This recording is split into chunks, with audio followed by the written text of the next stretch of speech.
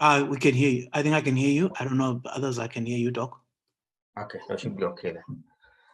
So let me just start by an introduction to endocrine system. What is it about? Because there are different systems that are available. So we've got the endocrine system, we've got the autocrine system, as well as the paracrine system. So primarily for this talk, we'll be looking at the endocrine system. Essentially, is whereby a chemical substance is produced in the body by an organ, and it will have a specific regulatory effect on the activity of the other organ. Okay, so essentially, this is like a chemical substance or a hormone that is produced in one site or in one gland, and then it will perform action at the distant site. In other words, in another endocrine gland. Okay, so and they refer to them as either tropic or direct effectors.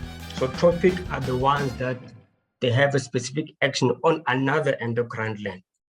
For example, if a hormone is produced from the pituitary gland, and then it will act on another gland, such as the thyroid gland, that will be referred as a tropic hormones. And the direct effectors, these are the ones that directly act on the peripheral tissue. An example, there's the growth hormone, but we'll see later.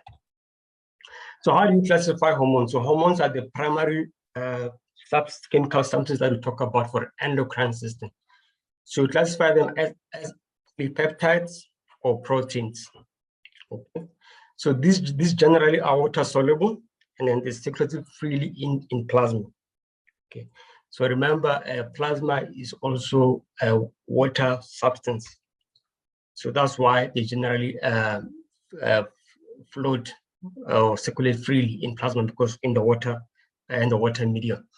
So, and these are generally have a shorter half-life of less than 10 to 30 minutes.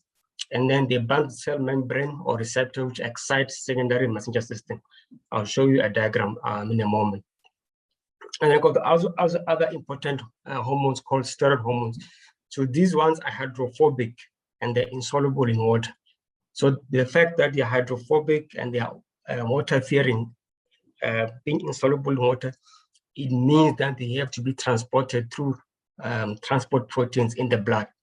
So that's why we talk about sex hormone binding globulin or cortisol binding globulin. So basically, these are proteins which are there to transport steroid hormones in plasma until they get to their gland of action or the site of action. So generally, these have a long half-life of 90 minutes, and then they enter the cell by passive diffusion, and then they go to these receptors, the cytoplasm of the nucleus, where they perform their action. So another type of hormones that we have also, these are the ones that derive from amino acids, and the amino acid that has been used usually is phenylalanine. So these ones, the primary examples are the thyroxine, or the thyroid hormones, or the catecholamines. These are the ones that are produced in the adrenal medulla. So this is just a diagram to illustrate the messenger system for protein hormones or polypeptide hormones.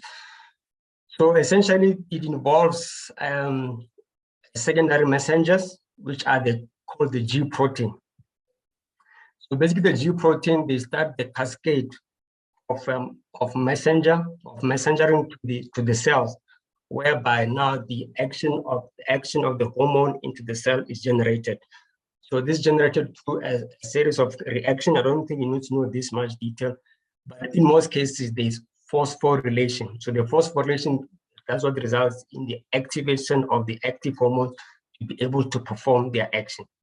So the first step is that the hormone needs to bind here, and then it activates a whole cascade of messenger systems, which include CMP, PKA, which then allows the hormone to perform its action.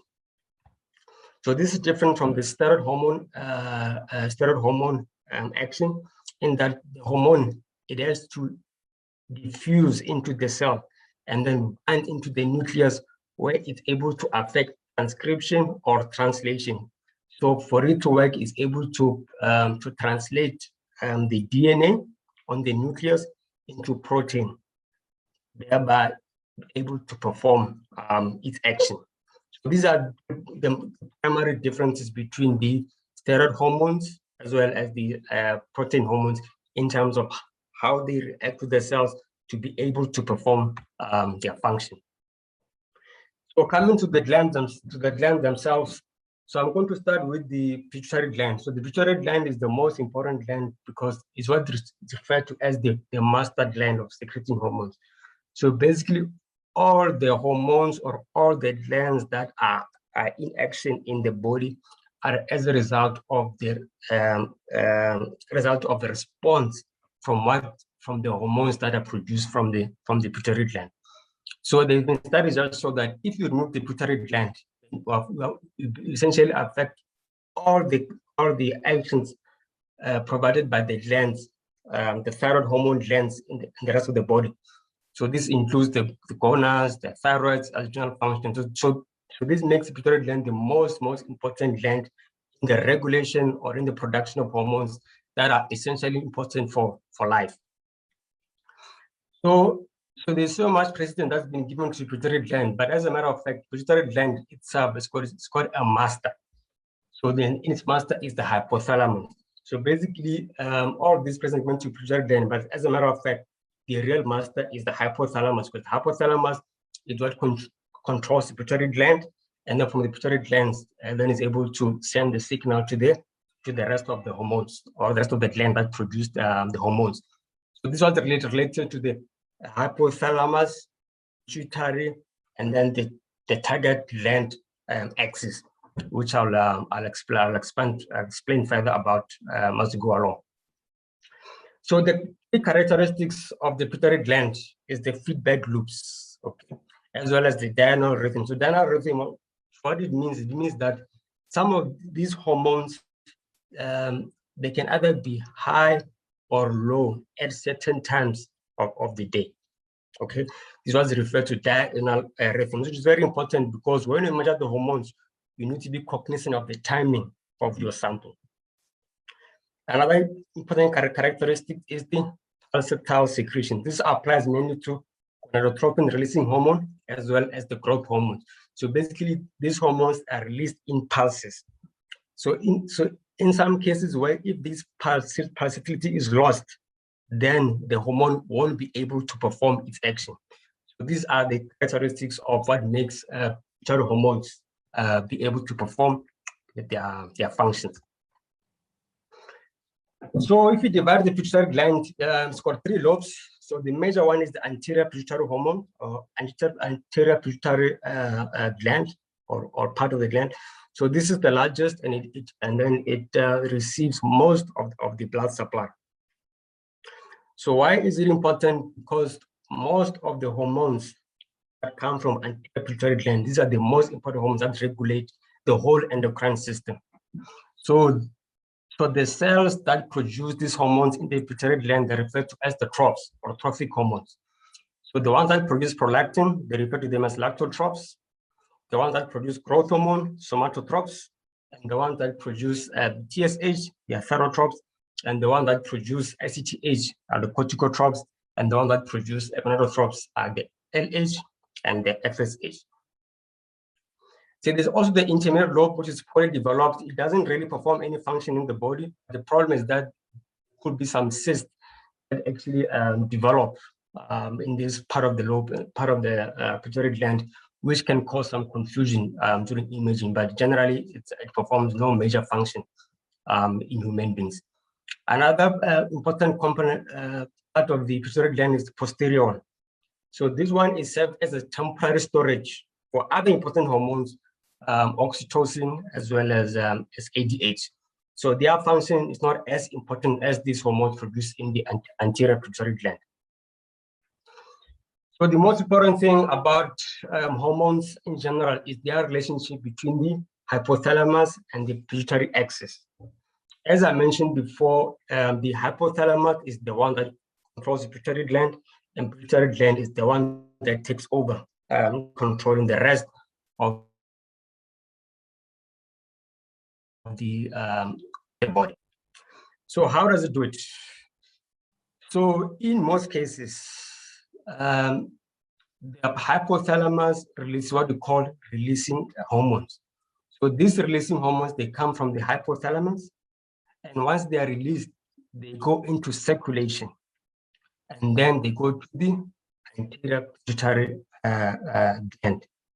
And this is where it stimulates the pituitary gland to produce other important hormones, which will go to the effector organs. So the most anatomical difference between the anterior pituitary gland as well as posterior pituitary gland is the fact that the hormones, as they come from the hypothalamus, they are released into circulation. This is what they call the pituitary stalk. So basically, this is the blood supply connection between the hypothalamus and the pituitary gland. So this is important because if there are conditions that affect this blood circulation, what they call the pituitary stalk effect, it will also have effect on the hormones, especially prolactin, which I'll explain more later. So the difference between anterior and pituitary gland, it has to do with the fact that pituitary gland on the posterior side, there is no the hormones released from the hypothalamus, they do not go into circulation. So basically, they are released directly from the nerve ending, and then they are temporarily stored in the posterior pituitary gland, and then there's no venous communication. So the loop mechanism in the pituitary gland is probably the most important aspect of understanding the axis and then how to interpret endocrine results, or basically endocrine hormones. So if the connection is within the brain, in other words, between the hypothalamus and the pituitary gland, we refer to it as the ultra short feedback loop. And then short feedback loop is between the pituitary gland as well as the effector organs. So this can either be the thyroid, can either be the adrenal gland, can also be the gonads. This is referred to as the short feedback loop. The long feedback loop is the one that comes from the hypothalamus to the effector organs. So when we refer to the axis, what do we mean? We refer to positive feedback mechanism as well as negative feedback mechanism. So in essence, what it means that in positive feedback mechanism is a situation whereby a hormone that is released from the hypothalamus, in this case will be TSH releasing hormone, and then it will act on the pituitary gland. So this positive feedback mechanism means what? It means that it's a stimulation effect.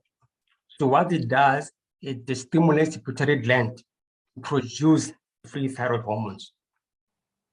So basically this was referred to as positive feedback mechanism, whereby TSH releasing hormones released from the hypothalamus to stimulate the pituitary gland, and then from the anterior pituitary gland you produce a hormone TSH, or thyrotropin stimulating hormone. And then what does it do? It also stimulates the thyroid gland to produce your thyroid hormones. That is what is referred to as the positive feedback mechanism. So in order to regulate itself, in terms to prevent the body from secreting excess hormones, it's supposed to be another regulatory mechanism, which is referred to as what? A negative feedback mechanism. So essentially what it means that if we have produced enough hormones here, effector organ, the concentration of these hormones exert a negative feedback mechanism for these controlling glands to stop releasing the hormones or the stimulating hormones. So in other words, this will, once they have enough production of these hormones, it means that TRH will stop being secreted, as well as the TSH will stop being secreted, just to make sure that we don't have these hormones in excess, and so that to prevent complications of excess hormones, like in this case, there will be hyperthyroidism if this mechanism is not regulated. So when it comes to disorders now, we talk about primary disorders or secondary disorders. So this is depending on where the problem is. For example, in a situation whereby the problem is at the primary organ, in this case, with the thyroid gland, primary hypothyroidism. So it means that the condition is here. And because you are no longer producing these hormones here, and this negative feedback mechanism is no longer in place. So meaning that TRH and TSH will continue to be produced, resulting in an increased TSH and decreased FT4. So these are, for example, typical example of what you see with primary hypothyroidism. So this just to elaborate further on the axis. Remember, hypothalamus is the master of the masters, it's master of the pituitary gland, where it releasing hormones. The RH are releasing hormones. And then it goes to the anterior pituitary gland, where in most cases it produces what they call stimulating hormones. And then this goes to the effector organs. And then once these organs are enough, or once the hormones produced here are enough, then they get negative feedback mechanism to say that we can stop producing, now we are fine. So this is the mechanism that is always ongoing. So this is what you get in a normal axis, but there are also some exceptions. So the exceptions apply where? Apply on the growth hormone as well as the prolactin. So these are what we call the effector hormones. So basically after they've been released, they go to the effector side to perform their action. So in other words, there's no way of regulating through feedback mechanism. So then how does the body help with this? Then it means that there's supposed to be other hormones produced by the hypothalamus to be able to regulate the system, because it does not have any other response. So for example, here, the hypothalamus releases what they call somatostatin. And then somatostatin, what it does, basically it inhibits, it prevents the anterior pituitary gland from producing growth hormone.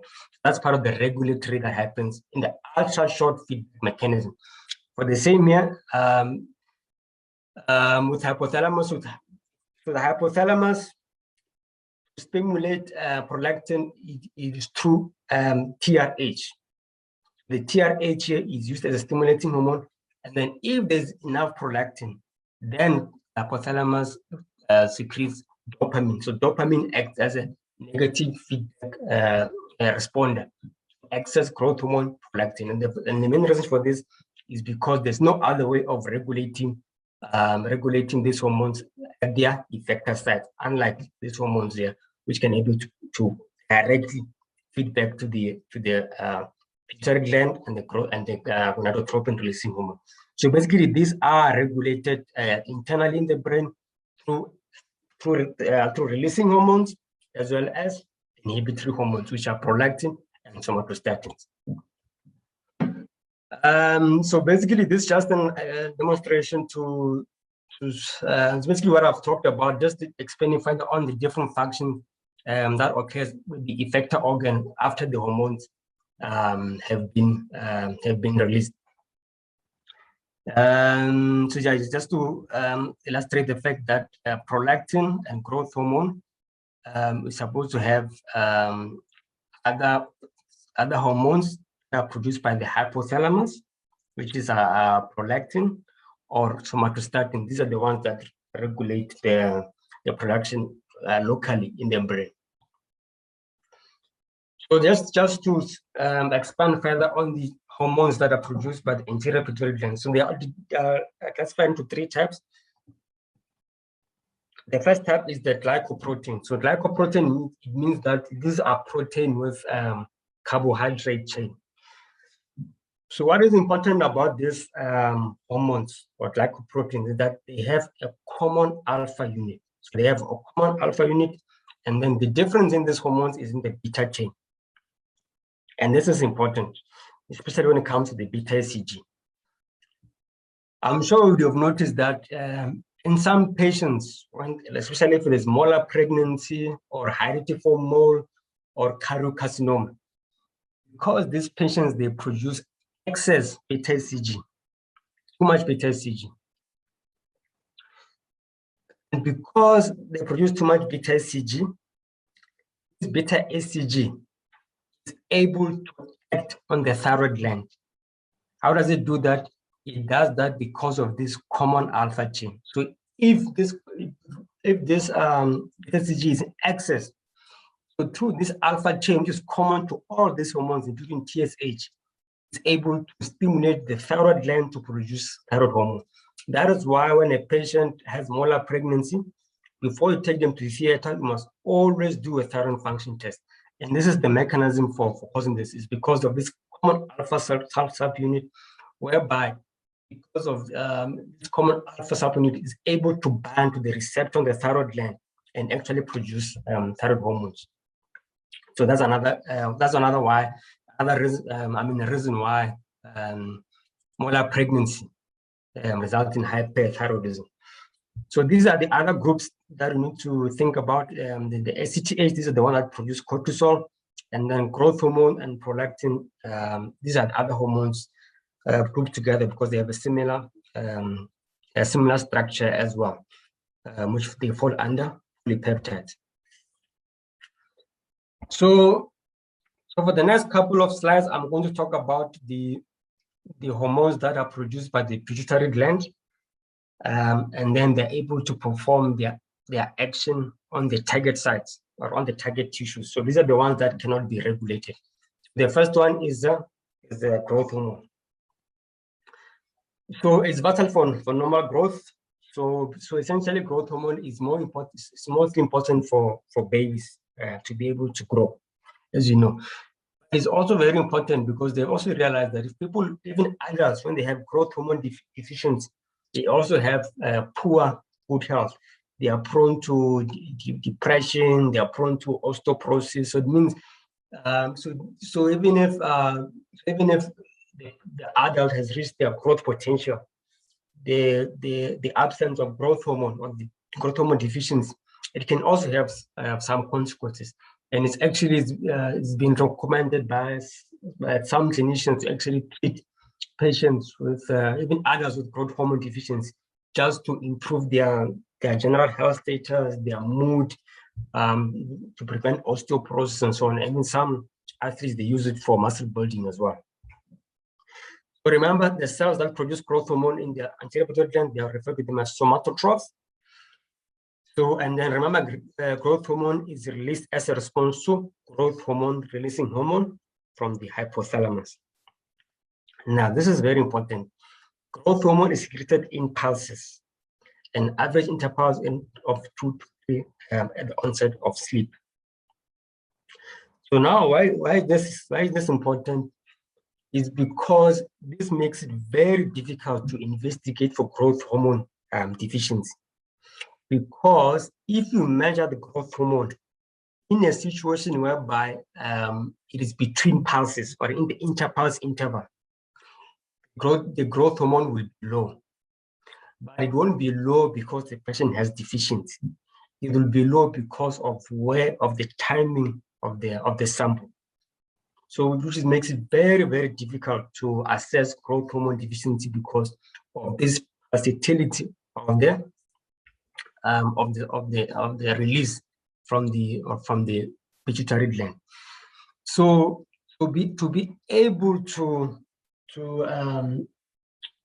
confirm growth hormone deficiency, it means you have to do some dynamic function tests. So these are the ones that are more specific to be able to determine growth hormone deficiency. So what I'm telling you is that if a patient has low growth hormone, it essentially doesn't mean anything, because it could mean that the person does have growth hormone, but when you took the sample, it was between the pulses. That's why some people, they tend to they want to measure growth hormone during sleep, because we know that growth hormone, one of the stimulating factors of growth hormone is during sleep. That's why babies sleep too much, because the growth hormone it's secreted during sleep, which is able to help them grow. So that's part of the special investigations or dynamic functions that we do when we're assessing growth hormone deficiency. So just to expand further on how the growth hormone performs its function, so refer to it as an amphibolic. So meaning that it goes both anabolic and catabolic processes. What does that mean? Catabolic means you are breaking down things, you are breaking down metabolites. So this basically stimulates in catabolism. It stimulates gluconeogenesis, gluconeolysis, lipolysis. So here, essentially, you are breaking down glycogen to form glucose. And lipolysis basically you're also breaking fats to generate energy. So why does it do that? You remember that like if we have protein energy malnutrition, like in kwashiorkor or chronic malnutrition, that after a while, the body, it breaks down muscle to generate energy. Okay. So this is another way of making sure that there is enough glucose for the brain in a person that is malnourished. Okay, this is one of the effects of the growth hormone.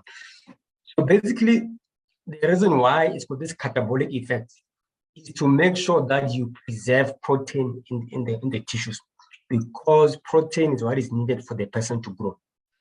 So to make sure that the body does not break down protein, it makes sure that it makes sure that enough energy or enough glucose or fat are produced for energy metabolism while sparing protein synthesis, because protein synthesis is what is needed for growth. So the actual action of growth hormone, it acts through a molecule or another hormone called IGF-1, insulin-like growth factor 1.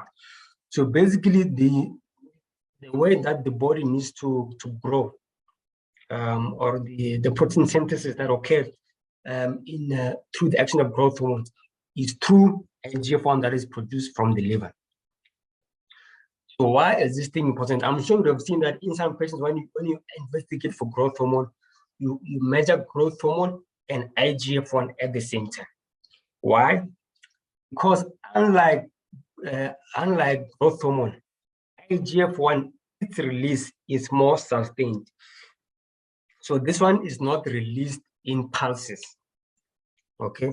So in other words, if you want to have a clear evaluation of growth hormone deficiency, you measure the IGF-1 because it's not released in pulses. So if we have a low IGF-1, and that is confirmatory of growth hormone deficiency, unlike growth hormone itself, because it's released in pulses. So the other hormone that I'm going to talk about is the prolactin. So they are grouped together because they are structurally the same as growth hormone. So its main function is to produce milk for lactation. So prolactin stimulation occurs as a result of TSH releasing hormone from the hypothalamus, is one of the stimulating factor to release prolactin, as well as estrogen. Why estrogen? Remember, when someone is pregnant or when a lady is pregnant, what do? They secrete estrogen. And then this estrogen does what? It stimulates prolactin for milk production. That's the effect of pregnancy. And then how do you regulate prolactin production? Remember, I said that there's no other way, there's no mechanism in place to, no feedback mechanism to regulate prolactin. So how do you do it? You secrete a compound called dopamine. Now, why is this important? This is important because if someone is taking dopamine blockers, and it's present in many medications, antipsychotics, antidepressants. This is important because if someone is taking dopamine or drugs that blocks dopamine, it means that you are not able to inhibit prolactin production because you need dopamine to decrease prolactin. So one of the important causes, one of the causes that you must exclude when you're suspecting a prolactinoma or increased prolactin is you have to ask about the dark history of the patient. What medications are they taking? Because of the fact that they can actually block dopamine, it means that they won't be able to inhibit prolactin production, and then it will result in what you call increased prolactin or hyperprolactinemia. Another important mechanism that result in high prolactin that you must always exclude is what they call the stock effect. So why is this important? The stock effect, remember, is the pituitary stalk is the communication between the hypothalamus and the pituitary gland. This is where the blood supply is. So one of the pathways, or one of the paths that are get affected in this blood circulation is that circulation that secretes dopamine.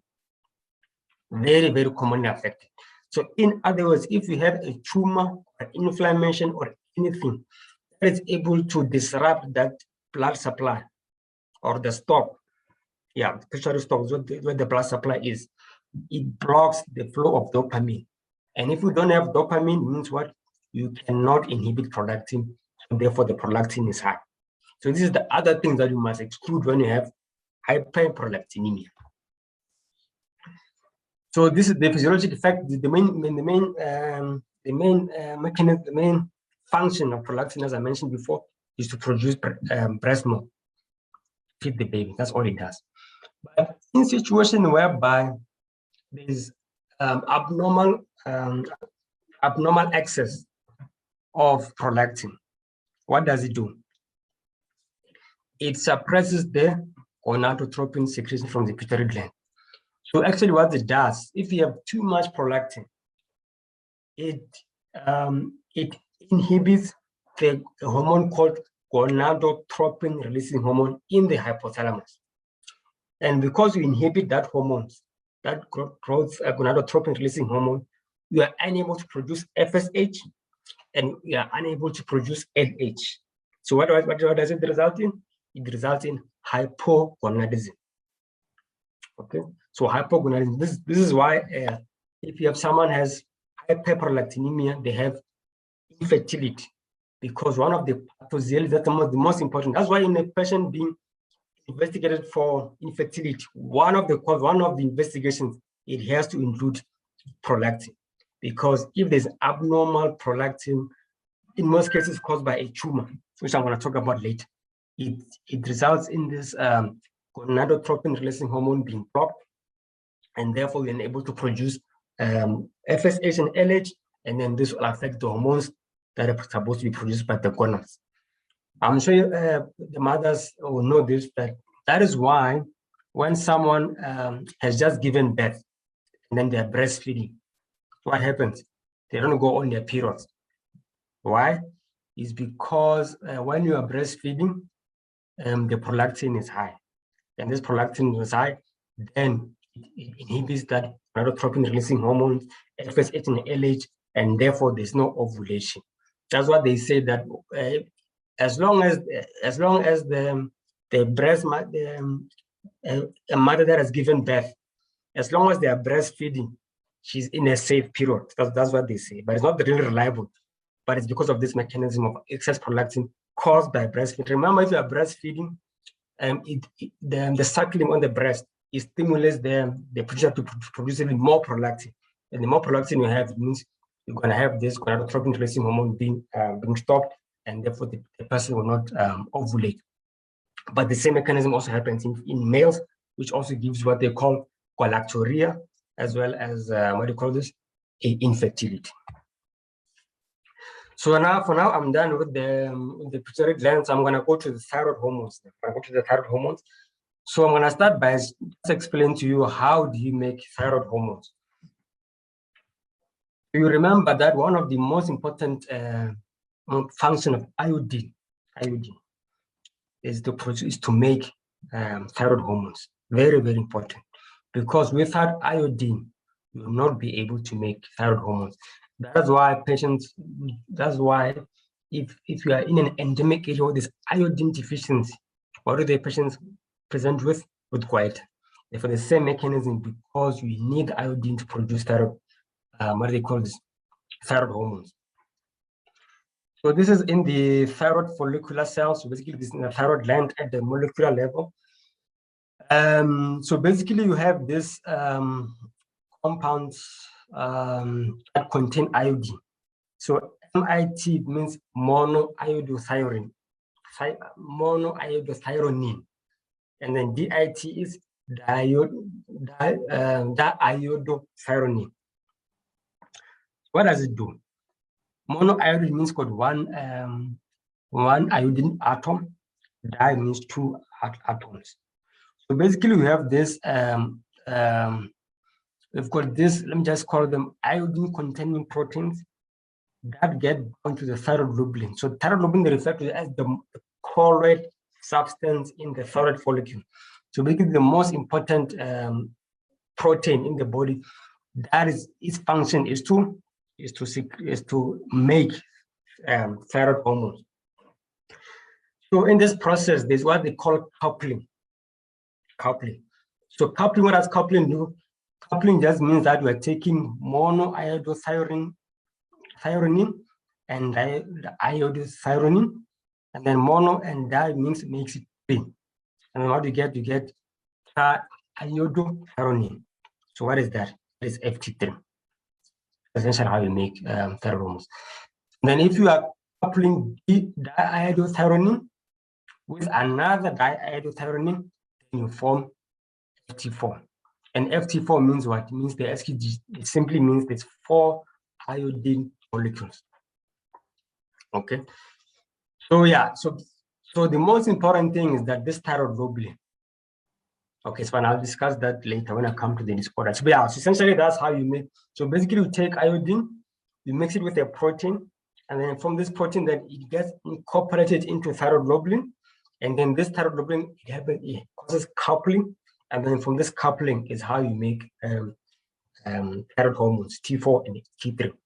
But what is mostly important is that the thyroid hormone, thyroid gland, it makes 80% of FT4. The rest of the so let me say that again. Thyroid gland makes more FT4 and FT3 at the ratio of 80 to 20%. So how do you make FT3? So FT3 generally is made by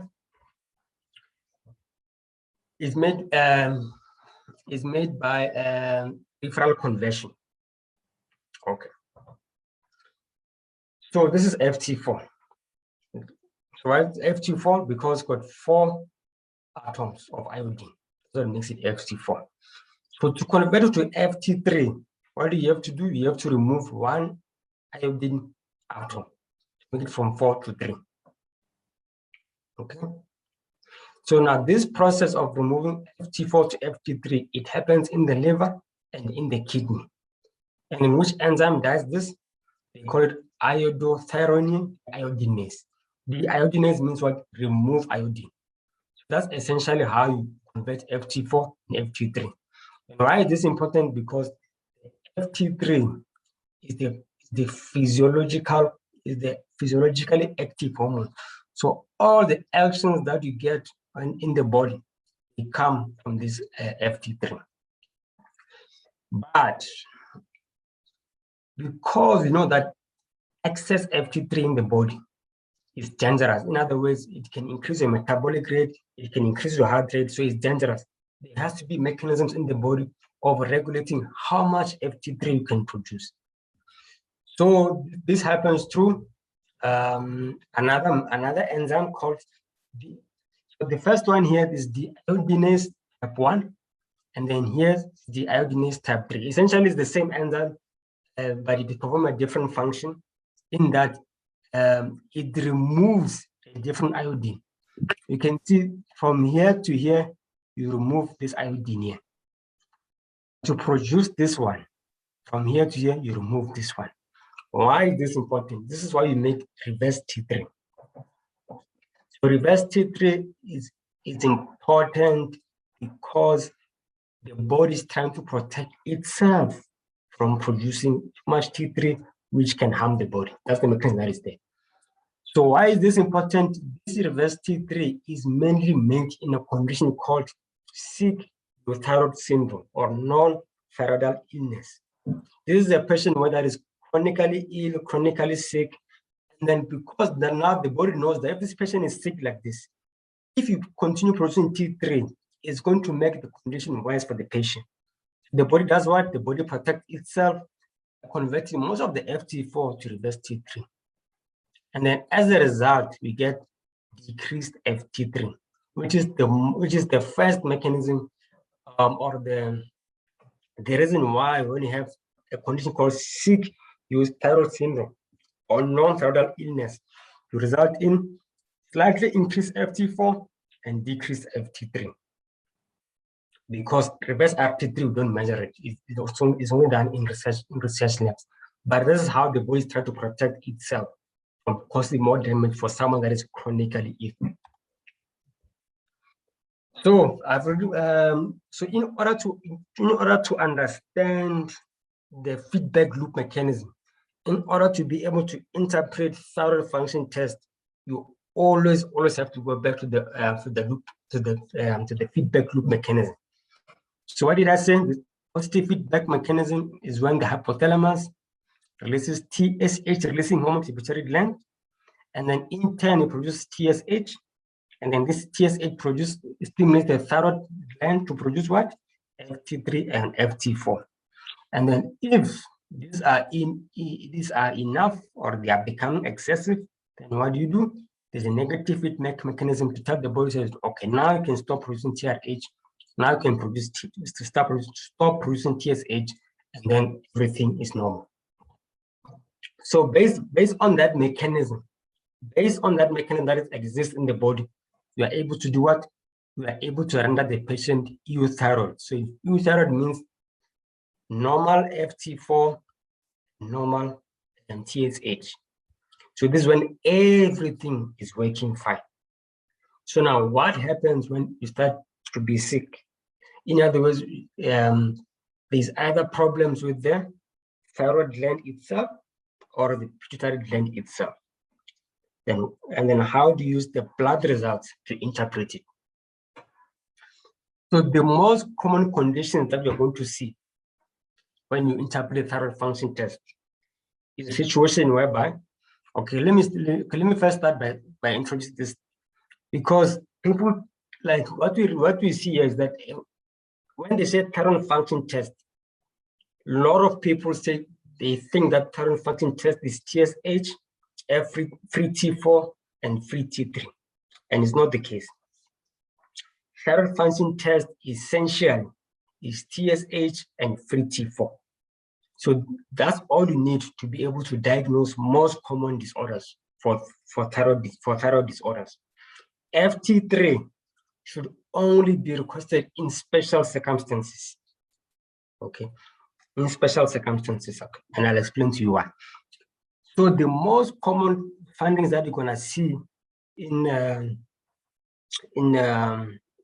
your practice, in terms of thyroid disorders, it will be a situation whereby you have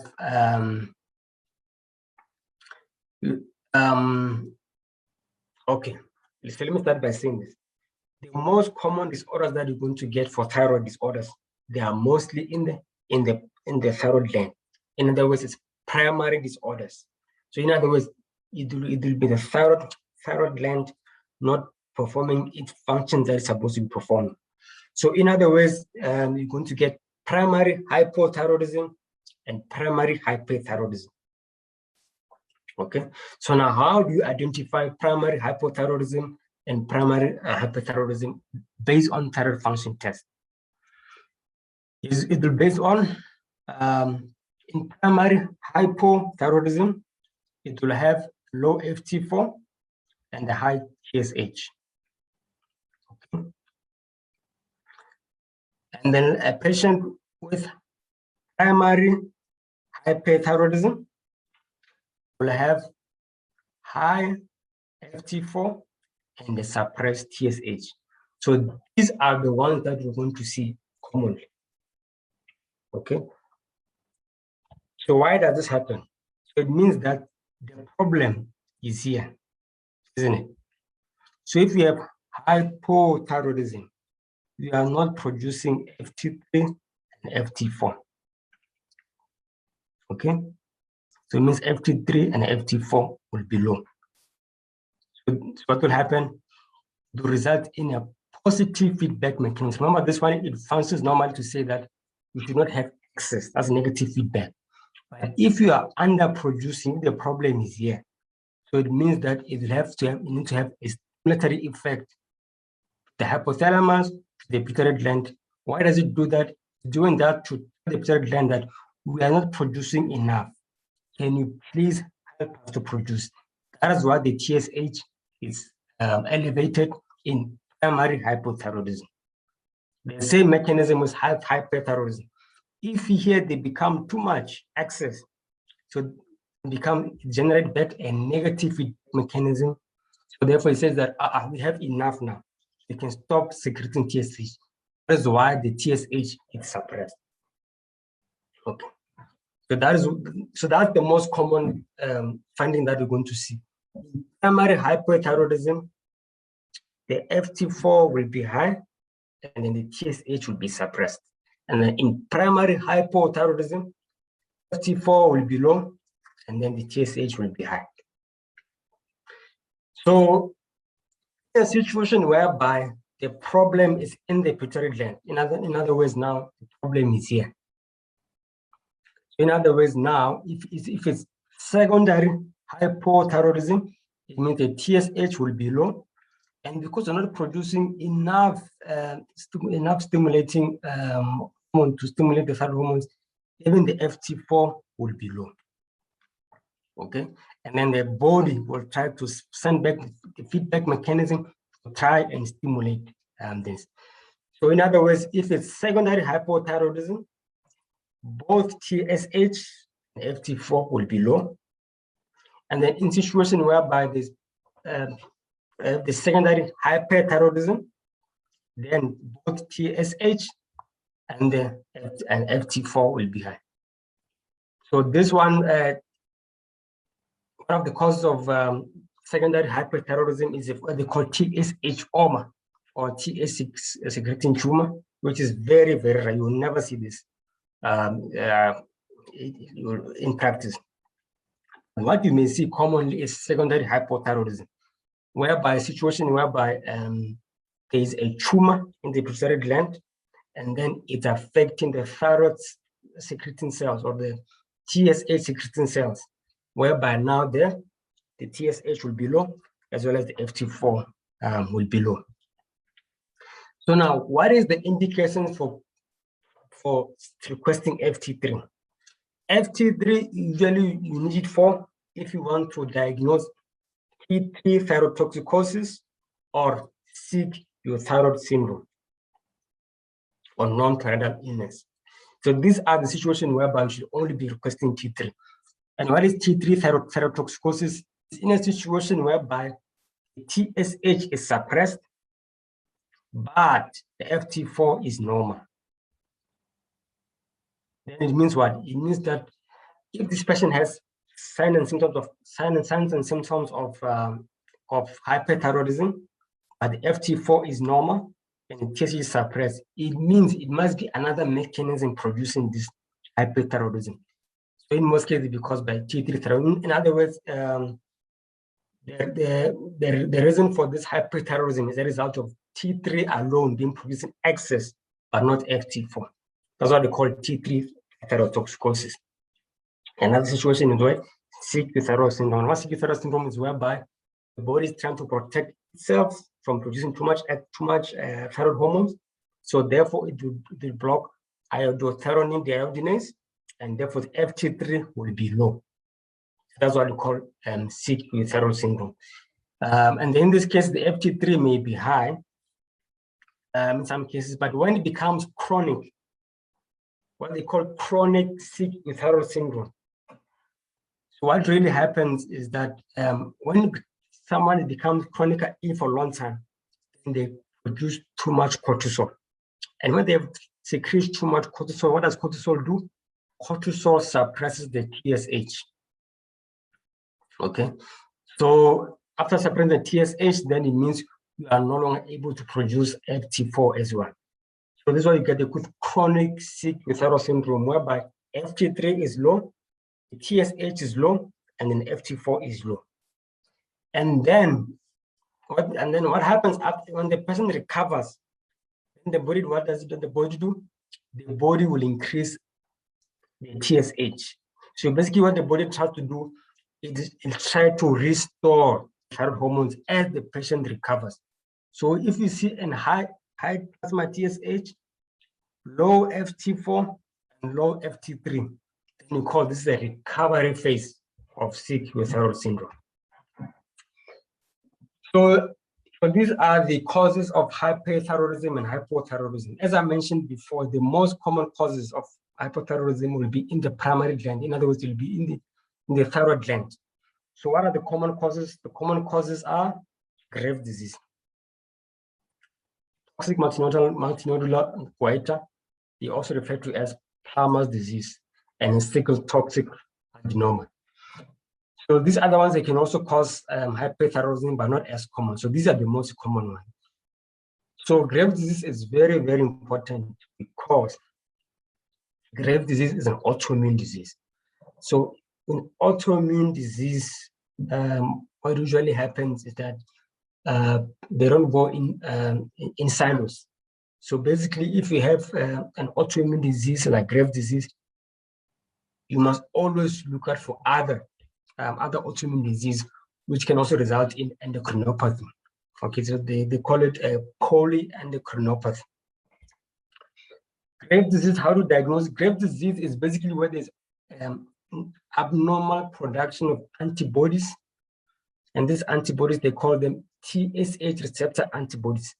So there's an abnormal production of antibodies that bind to the TSH receptor on the thyroid gland and stimulating it to produce thyroid hormones in an autonomous production, in an uncontrolled production.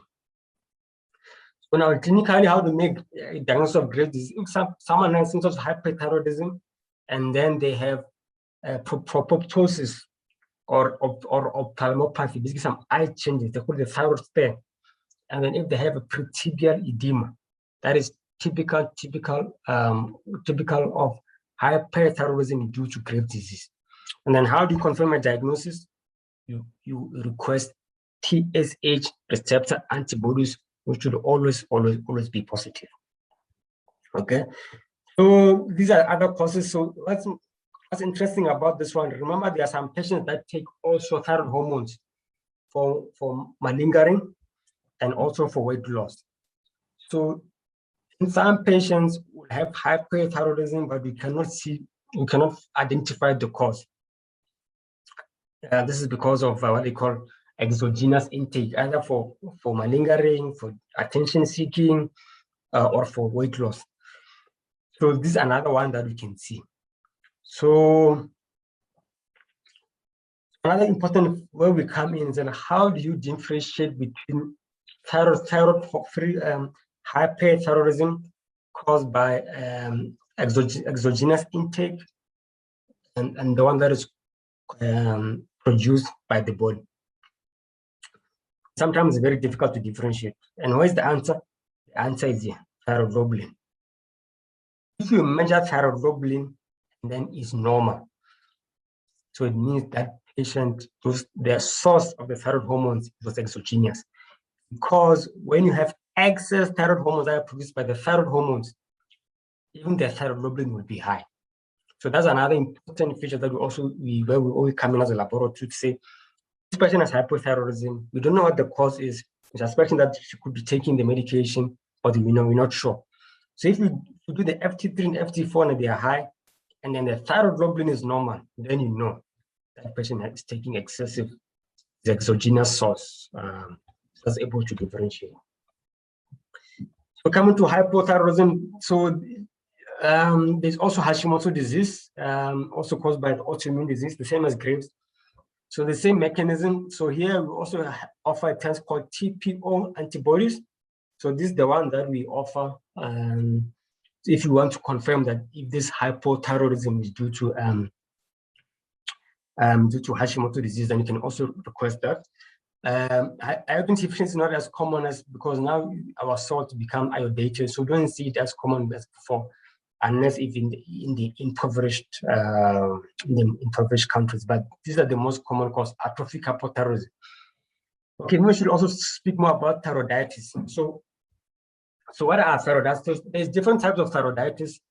It can either be an acute thyroiditis, subclinical thyroiditis, atrophic. You can also see here there's also atrophic thyroiditis. So how does it happen? So it goes in phases. So in a patient that has acute or subacute thyroiditis, the first response that we get is FT3 and FT4 will be high. So the first response is hypothyroidism. So in other words, you've got inflammation of the thyroid gland, and because of that inflamed thyroid gland, these thyroid hormones, they get spilled out of this physiologically active diseased thyroid gland. So because they're spilled with the blood, then FT3 and FT4 becomes high. Okay, and then as the patient recovers from this thyroiditis, it forms a scar. This is inflammation. So inflammation, it's fibrosis, then it forms a scar. And as it forms a scar, then because of the scar destroys a bit of the thyroid gland itself. Then the patient goes to hypothyroidism. Okay, and then as the scar disappears or as the scar goes away, then the hypothyroidism also starts to recover, and then they become normal. Okay, so that's the start with hyperthyroidism, hypo, and then normal. So, but in a situation whereby there's no recovery of that scar, then they refer to as hypertrophic or atrophic hypothyroidism. In other words, it comes from thyroiditis, then become atrophic thyroiditis, and then this can result in lifelong hypothyroidism. In other words, it simply means that inflammation was too excessive that the thyroid gland could not recover. So how do we treat thyroid disorders? So if it's hyperthyroidism, you can give anti-thyroid drugs. You know that it's propionidazole, the carbimazole. They also give propranolol and also the steroids. So this is what you should really start the patient with. And then if it does not recover, then use active iodine. And then if there's also no response, or if it's contraindicated, remember, you cannot use radioactive iodine in pregnancy, for example. You have to do a surgery. So it's subtotal, because if you do a total, it means that you have to put the patient on lifelong hypothyroidism. So usually, essentially, you just remove a few lobes, lobectomy or something like that. And then hypothyroidism, how do you treat it? It's easy, just give them thyroxine. So what is important in terms of investigations of patients who are on treatment? The most important thing is to know that the TSH, it takes long, it can take weeks up to months to recover. So in other words, if the patient has primary hyperthyroidism and then the TSH remains suppressed, it doesn't mean that the treatment is not working. It's just that the response of TSH in terms of setting its homeostatic point, it takes time. That's why the TSH will remain abnormal for weeks and months. So what you are saying that if you are monitoring patients acutely after one treatment, we suggest that you only measure the FT4. That is why sometimes if you request TSH, sometimes it's gate kept. It's because that we don't expect a response soon. It means you need to the patient for longer, and then can repeat the TSH at the later stage. Just to say that if patient had hypothyroidism, and then the TSH becomes normal, and then after a while, then the TSH becomes high, that means the patient is getting inadequate replacement or erratic compliance. So what does erratic compliance mean? There are some patients, you give them, this is when you're treating hypothyroidism. You give them the treatment. So what do? They don't take the treatment. As when they are close to seeing when they are due for the consult to see the doctor, they start taking the treatment. So they only take the treatment at the later stage when they're about to take blood. So what happens in most cases, because they're taking the treatment, the FT4 will be normal. But if you haven't been compliant all along, the TSH will remain high. So if we see a person that has normally, the TSH has normalized, and then when along the way, then you find out the FT4 is normal, but the TSH remains high. It means these patients, when they're at home, they don't take the treatment. They won't take the treatment when they're about to have their blood taken, just to try to fool the doctor that they're taking. But this ITSH will tell you that no, there's erratic compliance. So, and if the test becomes suppressed, in most cases, it means that you're over-treating the patient.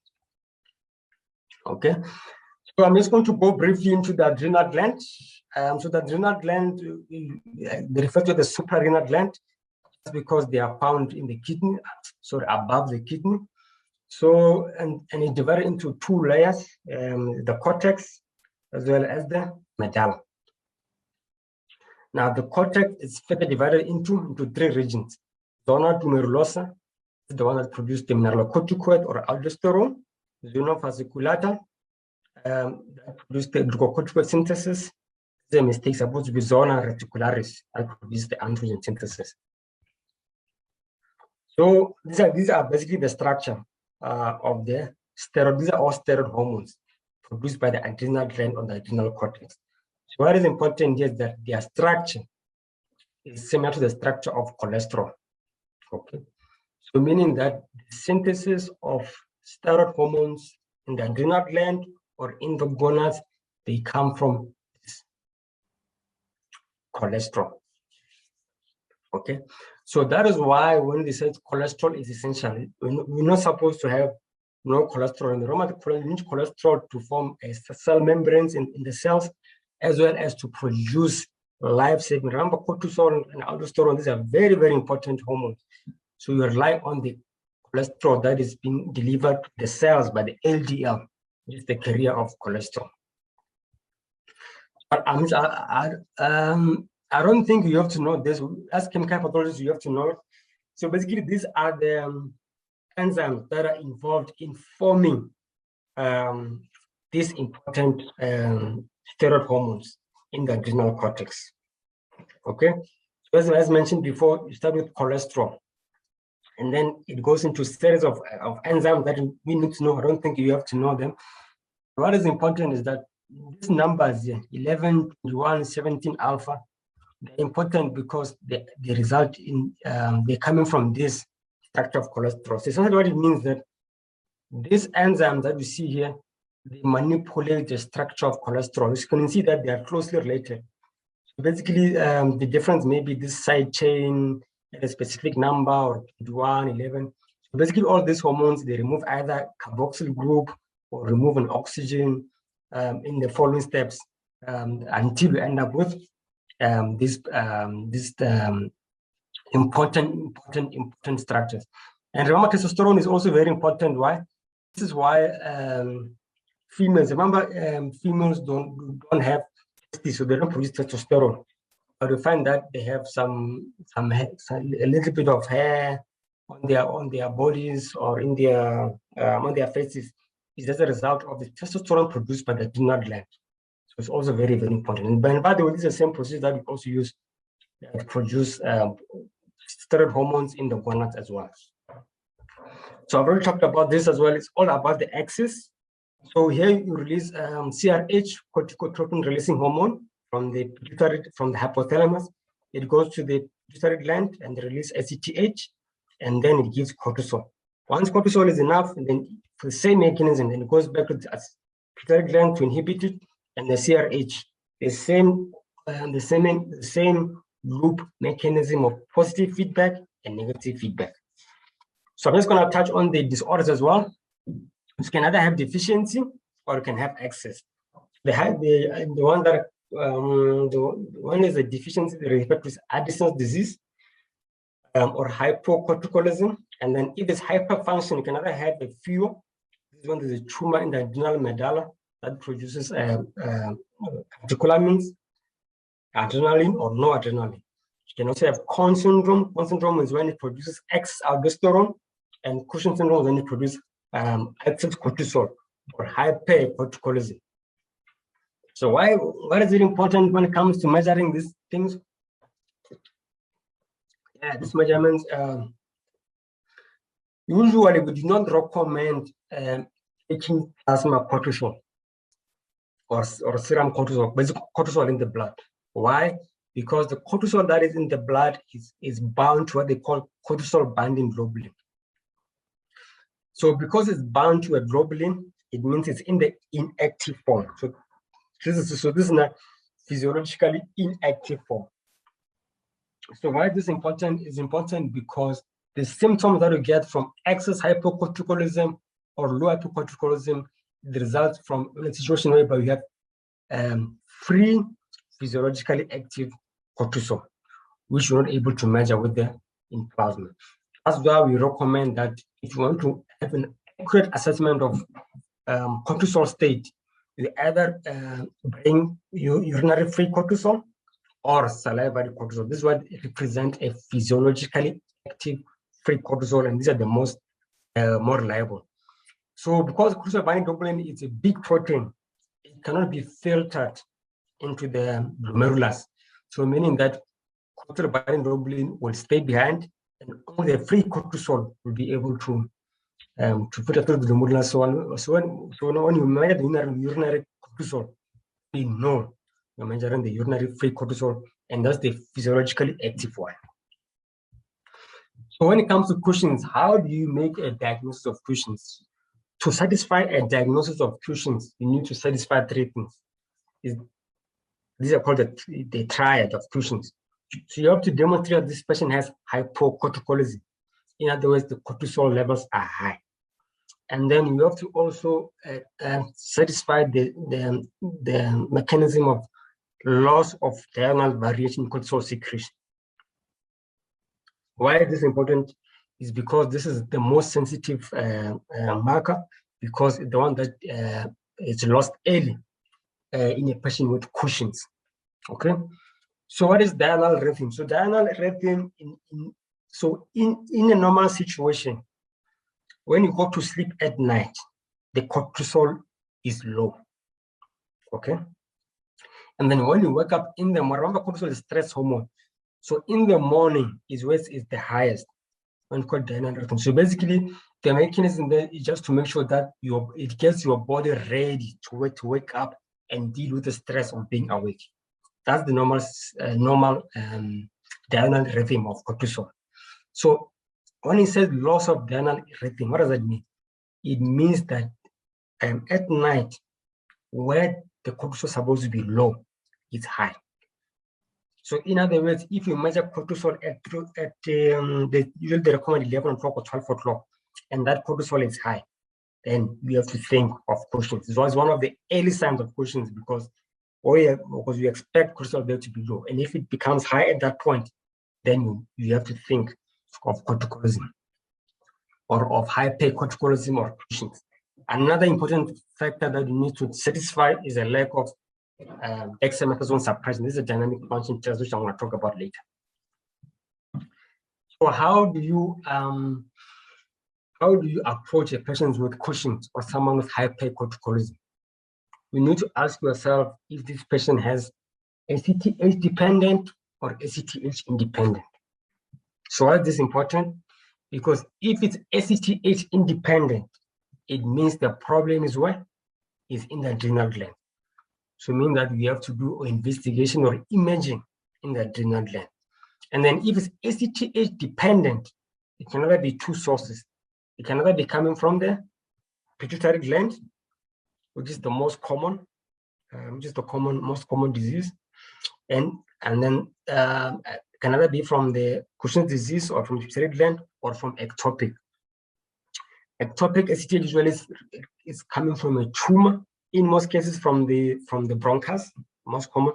They can also be from the GIT, and this one is usually malignant. And then the another important feature is that in ectopic ACTH, because it's a tumor, malignant tumor, the ACTH there is very, very, very high. And the other striking thing is that if a patient has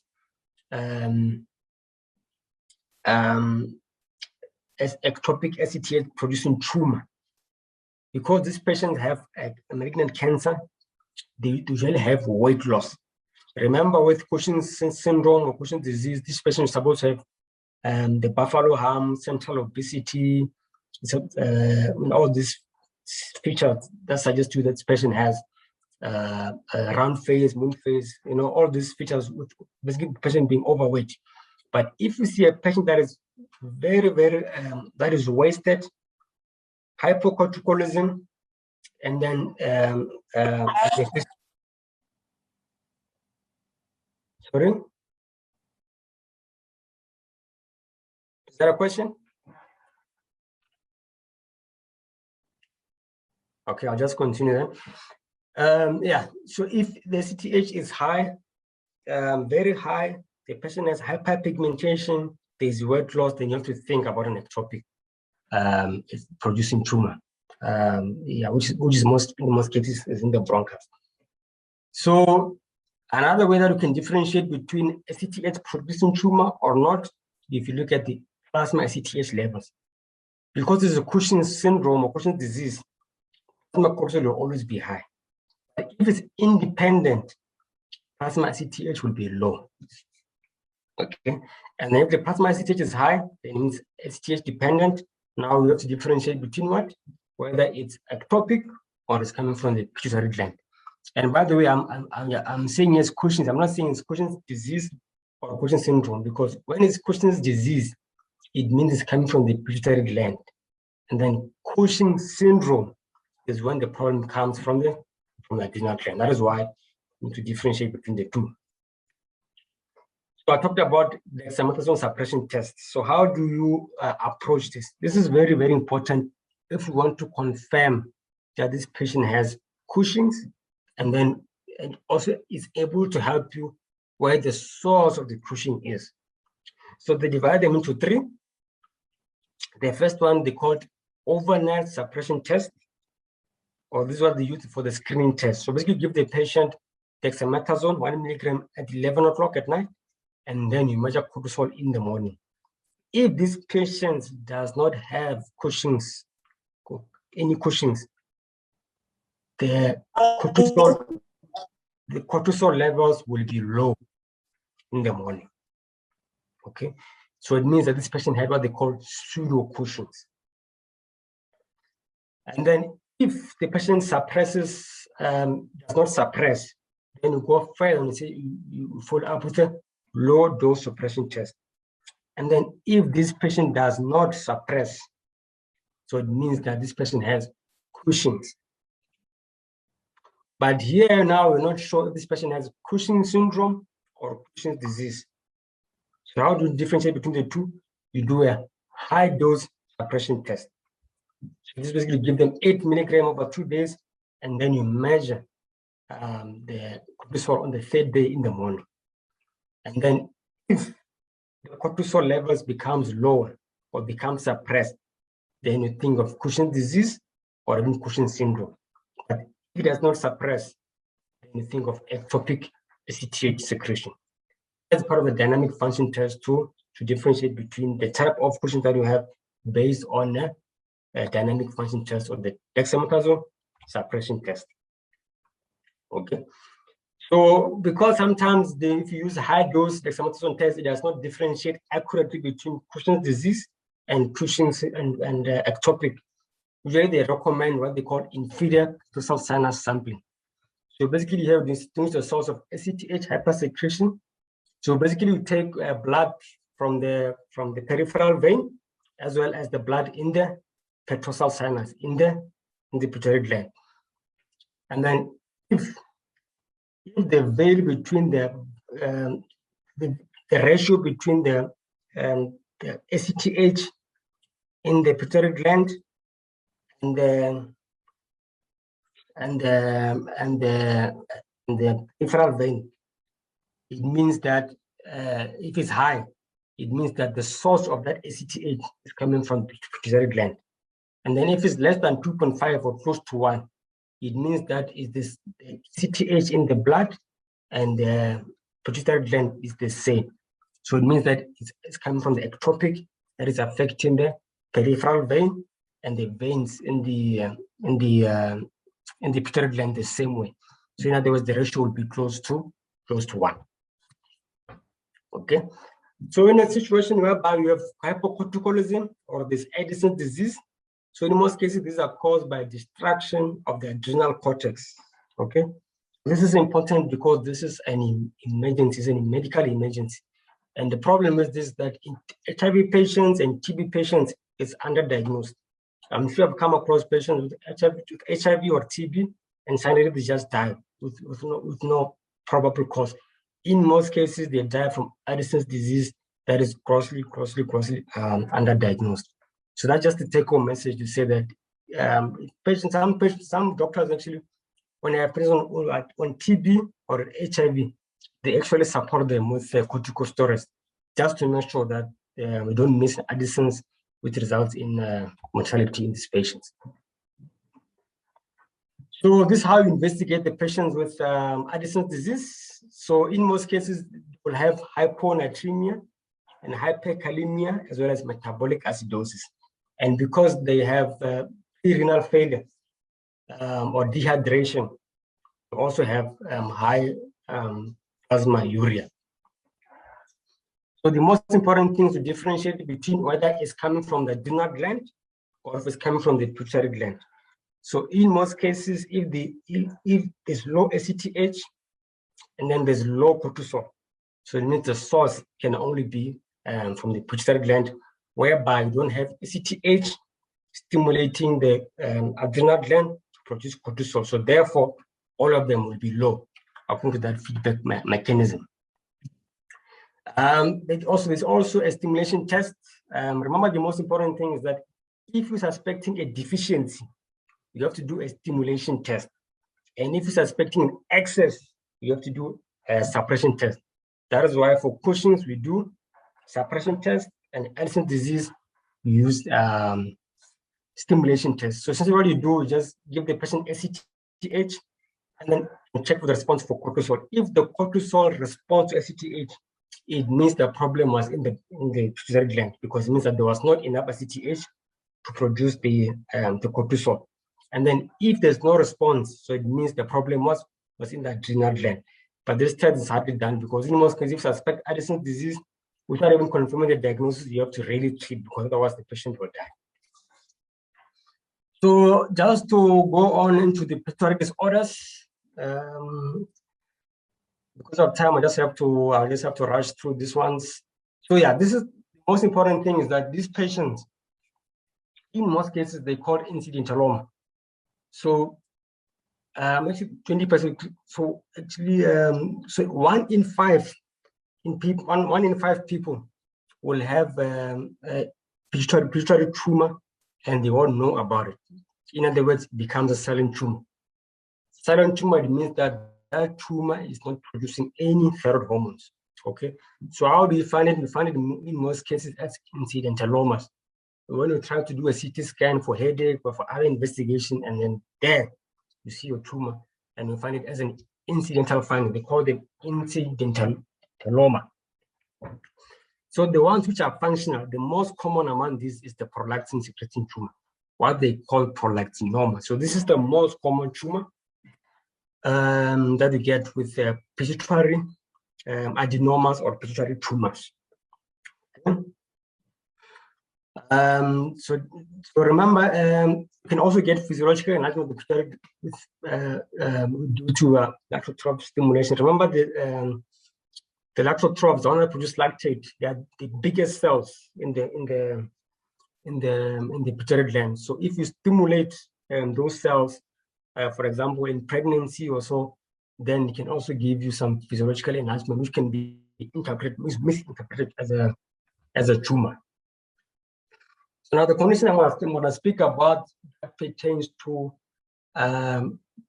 pituitary disorders is a situation when you have excess growth hormone.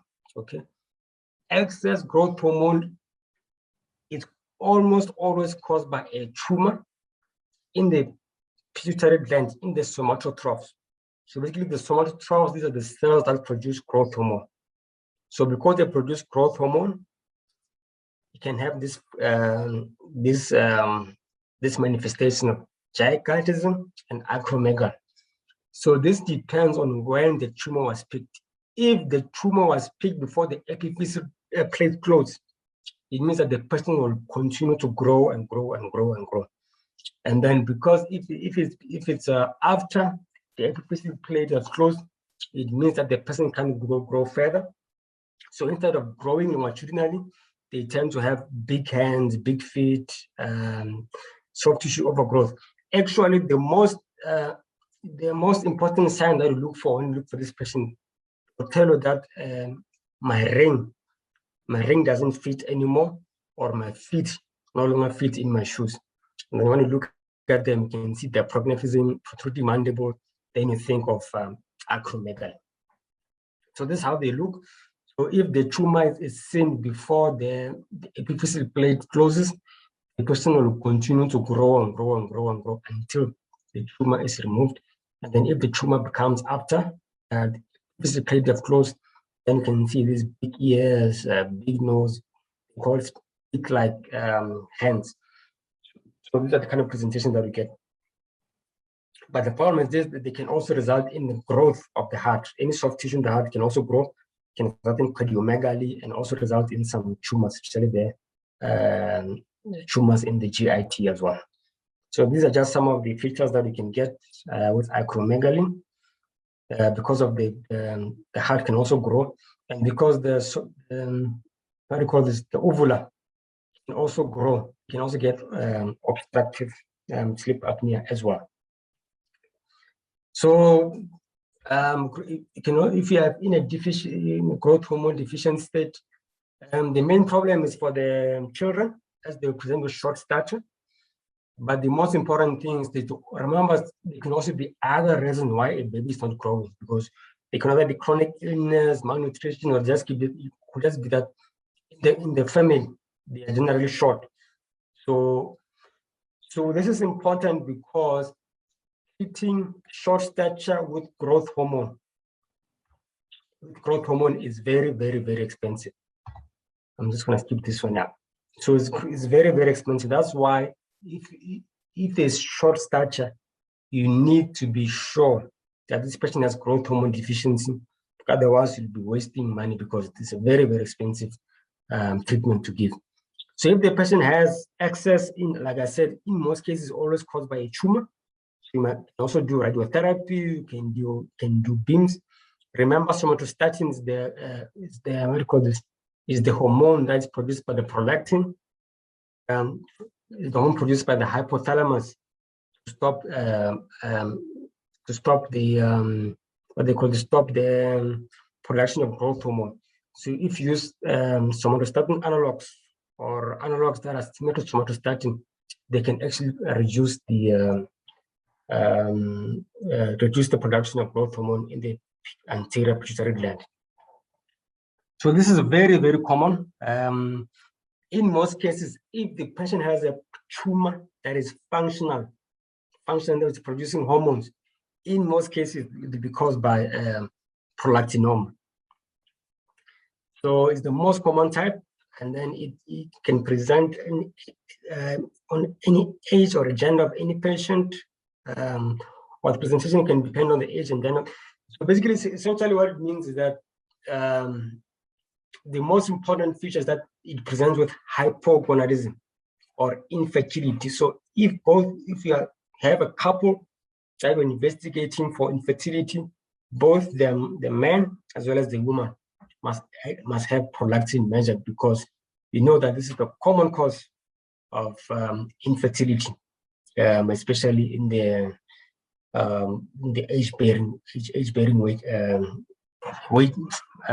children-bearing ages. And in the man, just look for erectile dysfunction, reduced libido, or galactorrhea. So if you see a person with galactorrhea, you have to think about a possible tumor, which is a prolactinoma. And some patients will have a big tumor that can actually result in visual loss, constant headache, which will need urgent surgery. So in most cases with prolactinoma, prolactin will be very high. It will be more than 150 nanogram per ml. But remember, I mentioned that there's many causes for increased prolactin. Although in these particular cases, it will be due to the fact that it won't be as elevated. But you have to think also about these other causes. Remember, this is a stress hormone, and renal failure is important because what happens is that prolactin itself is a very small molecule, and then it is cleared by the kidney. So if you have renal failure, it means that will impact its clearance, and therefore it will be high. And remember, primary thyroid failure. Thyroid failure is also very important because one of the stimulating factors to secrete prolactin is TSH releasing hormone. So if you have primary hypothyroidism, the TSH will be high and the TRH will be high. And when the TRH becomes high, remember, it's also one of the stimulating factors to produce prolactin. So this is the mechanism where you can get hyperprolactinemia with primary hypothyroidism. So this is another common cause of not so significant elevated prolactin. So it's basically this macroprolactin. This means the big prolactin, meaning that it's a prolactin that is bound to IgG. And remember, IgG is a very big molecule, and because it's bound to the prolactin, it cannot be cleared by the kidney. So therefore, they'll give you a false elevation. And then you've got some mechanisms in the lab where you take the samples of PEG or a polyethylene glycol to remove the IgG and then measure the prolactin again to exclude hyperprolactinemia due to macroprolactin. So this one is very important. Remember, dopamine is the most important inhibitory factor to produce prolactin. So if we give the patient dopamine agonist, in other words, we facilitate the inhibition by dopamine in treatment of prolactinoma. It's so excellent. So in most cases, when you give them this treatment like bromocriptine, then the tumor will shrink. Like you won't even need surgery. But in some cases, especially when it's a large tumor, you will need surgery. But if you confirm there's a prolactinoma, then you can give them medical treatment in the form of dopamine agonist, and then the response in most cases is so dramatic in that the tumor can shrink and the patient can go back to normal. So you can also have a situation where there's hypopituitarism. So this can either be due to a tumor, can either be infection or infection in the brain, can also be due to surgery. So in most cases, can either lose one axis or can lose both of them. But the most important thing is the mechanism of loss. So in most cases, when there is a tumor in the brain that is non-functional and is space occupying, in most cases, the axis that affected first is the growth hormone. So the growth hormone will be low. And then after that, then it follows the gonadal hormones, LH and FSH, and then ACTH, and then ACTH. So this, in most cases, this is the pattern of involvement. If a patient has a large tumor that is encroaching on the pituitary gland, then you have growth hormone gone, then you have erectile dysfunction, and then can also have secondary hypocorticolism or secondary hypothyroidism. In most cases, it's caused by tumors, and in most cases, tumors that cause this hypothyroidism, usually they are non-functional, but they become so big that they can actually encroach on the pituitary gland itself, and then which causes some huge problems. And remember, another important cause is what they call Sheehan syndrome, in whereby a patient has postpartum hemorrhage, and then because they bleed so much, they bleed so much that they outstrip the circulation or the vasculature of the pituitary gland, which then results in infarction of the pituitary gland, and then can give a complete pituitary failure, which can be a serious medical emergency. And the reason why it outstrips blood supply, because remember, this is a pregnant woman. It means that the lateral troughs are so huge and the patient is bleeding. So as they bleed, they lose blood.